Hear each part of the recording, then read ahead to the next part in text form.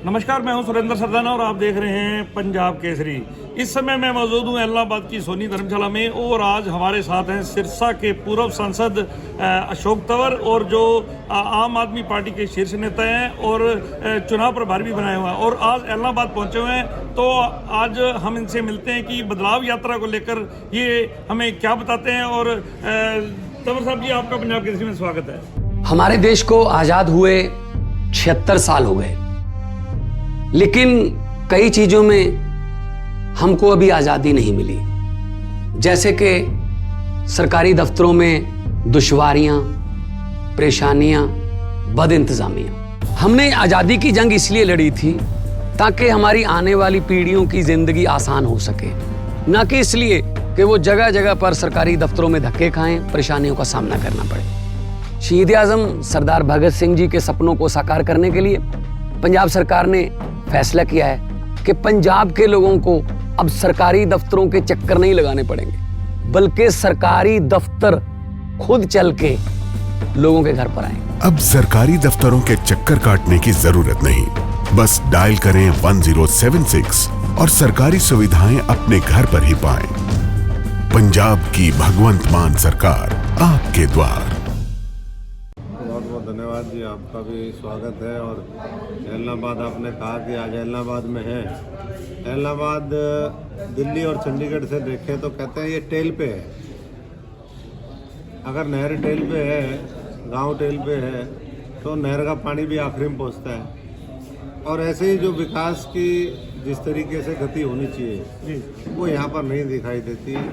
विकास थमसा गया है और विकास तब होगा जब व्यवस्था बदलेगी, जब नेतृत्व बदलेगा, जब मुद्दों की प्रायोरिटी बदलेगी। और उसी संदेश को लेकर के हम आम आदमी पार्टी और अरविंद केजरीवाल जी के आज यहाँ पर इलाहाबाद पहुँचे हैं।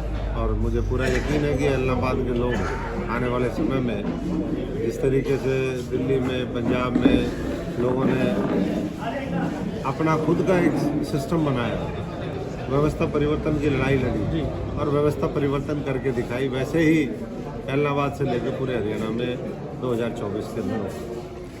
तंवर साहब, आप कांग्रेस में भी लंबे समय तक रहे और अब जो आम आदमी पार्टी में भी अब जो आपको नेतृत्व से मिलवाया हुआ है, तो क्या फ़र्क महसूस करते हैं कांग्रेस और जो आम आदमी पार्टी में? कांग्रेस हवाई पार्टी है।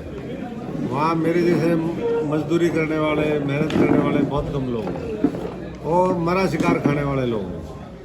मतलब शिकार कोई और मार के लेके आए और वो उस पर झपट्टा मार करके कहते मेरा शिकार। ये प्रवृत्ति है, गुटबाजी है, अनुशासनहीनता है, प्यार प्रेम की कल्चर नहीं है, संगठन बनाते नहीं, काम करते नहीं, केवल सपने देखते हैं कि भाई वो आज़ादी की लड़ाई में हमने हिस्सा लिया था, हमने मतलब हमारे पूर्वजों ने, उसमें तो हमारे भी पूर्वज थे, सबके पूर्वज थे, पूरा देश था, उसका नाम का खाते रहेंगे। अब वो समय चला गया, लोग चीज़ों को समझते हैं।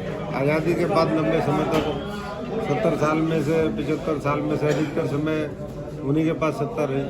अब लोग चाहते हैं कि वो लोग जो जज्बे वाले हों, जुनूनी लोग हों, जो देश के लिए एक बड़ा विजन रखते हों, भारतवर्ष को पूरी दुनिया में आगे सबसे लेकर के जाना चाहते हैं, वैसे लोग आगे आए।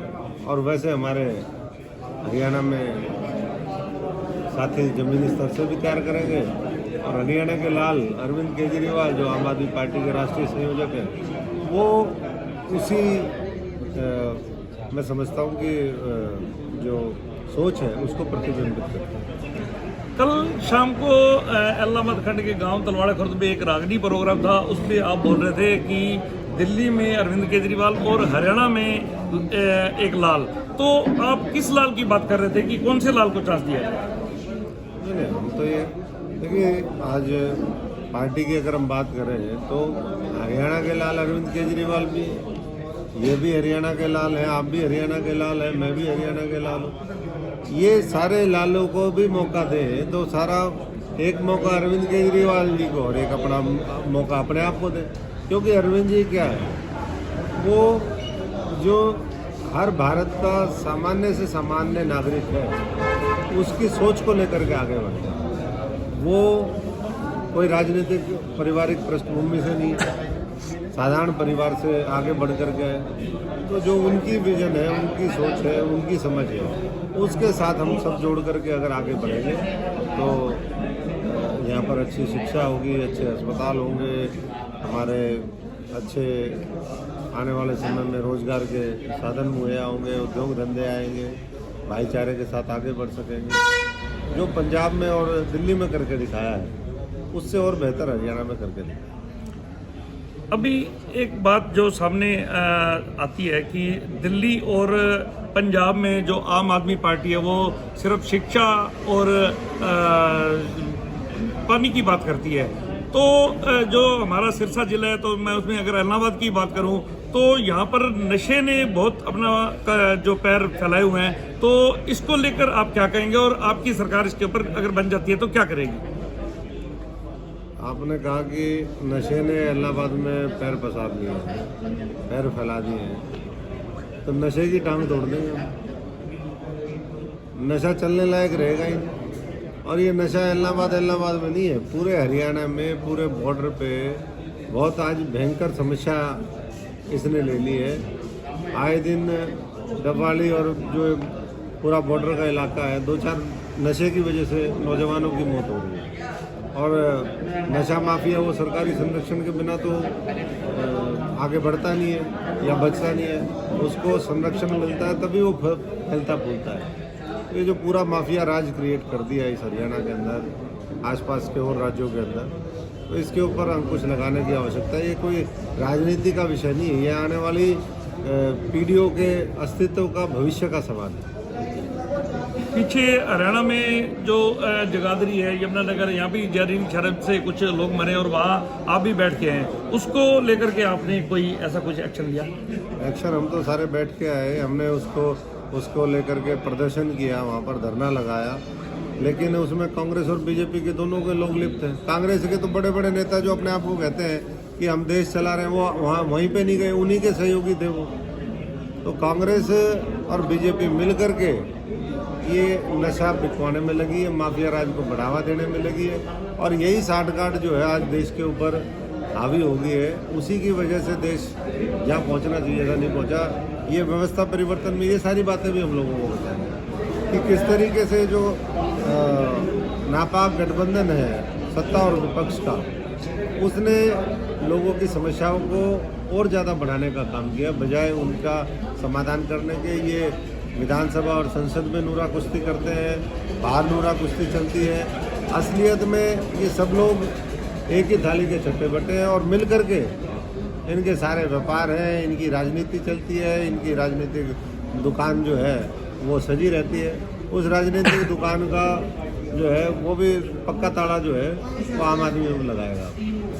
तंवर साहब, एक अब अंतिम सवाल और पूछूंगा कि पीछे चर्चाओं में ये बात थी कि तंवर साहब कहीं ना कहीं दोबारा कांग्रेस में वापसी कर सकते हैं या फिर बीजेपी में जा सकते हैं, इसके बारे में क्या कहेंगे? देखिए,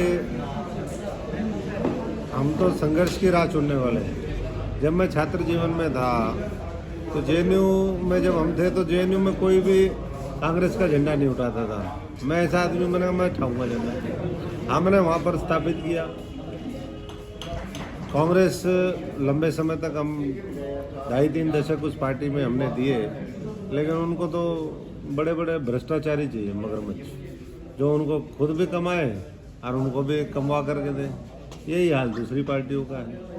तो ईमानदारी से जो राजनीति करने वाले लोग हैं उनके लिए मैं समझता हूँ कि बहुत कम विकल्प हैं, और इसलिए हमने आम आदमी पार्टी को चुना कि ईमानदारी की राह पर चलते हुए हम अच्छे लोगों को आगे लेकर गए। साधारण परिवार के व्यक्ति को जब मौका मिलता है तो उसको सिस्टम समझने में बहुत टाइम लगता है। भ्रष्ट होते होते तो हो सकता है बूढ़ा हो जाए और भ्रष्ट भी ना हो, लेकिन जिसकी रगों में 3-3, 4-4 पीढ़ियों का भ्रष्टाचार का खून आ जाता है, वो तो आते ही मीटर खींचता है। ना वो जेल जाने से डरता है, ना लूटने से डरता है, ना वो गलत काम करने से डरता है। और इसीलिए मैं समझता हूँ कि आज राजनीतिक लोगों के ऊपर से लोगों का विश्वास हट गया है। वो विश्वास कायम करना राजनीतिक नेतृत्व के माध्यम से, वो भी आम आदमी पार्टी और बदलाव यात्रा का एक महत्वपूर्ण एजेंडा है कि आप विश्वास करिए।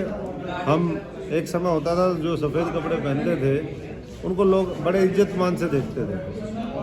आज क्या होता है, आज कहते हैं चोर आ गया भाई, क्योंकि अधिकतर लोगों ने वैसा ही कर दिया।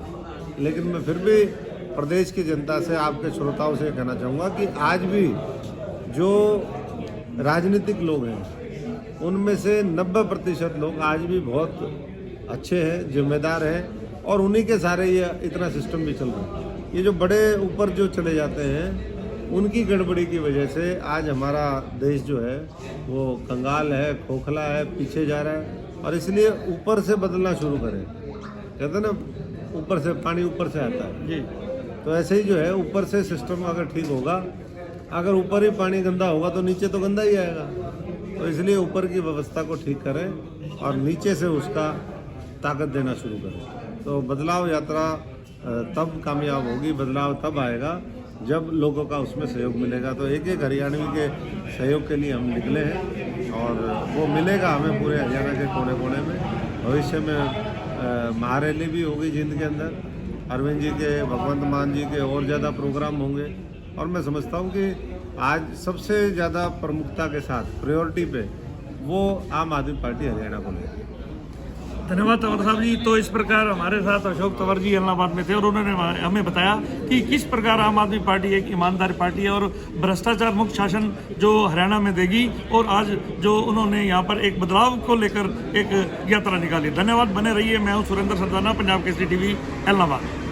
हमसे जुड़े रहने के लिए हमारे YouTube चैनल को सब्सक्राइब करें और नई वीडियो की नोटिफिकेशन के लिए बेल आइकॉन को दबाएं। अगर आप ये वीडियो Facebook पर देख रहे हैं तो लाइक जरूर करें और ज्यादा से ज्यादा शेयर करें। धन्यवाद।